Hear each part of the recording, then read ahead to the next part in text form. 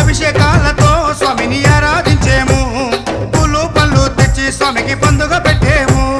అభిషేకాలతో స్వామిని ఆరాధించేము పూలు పండ్లు తెచ్చి స్వామికి పండుగ పెట్టేము 108 18 మెట్లకు పేట తుల్లియాడి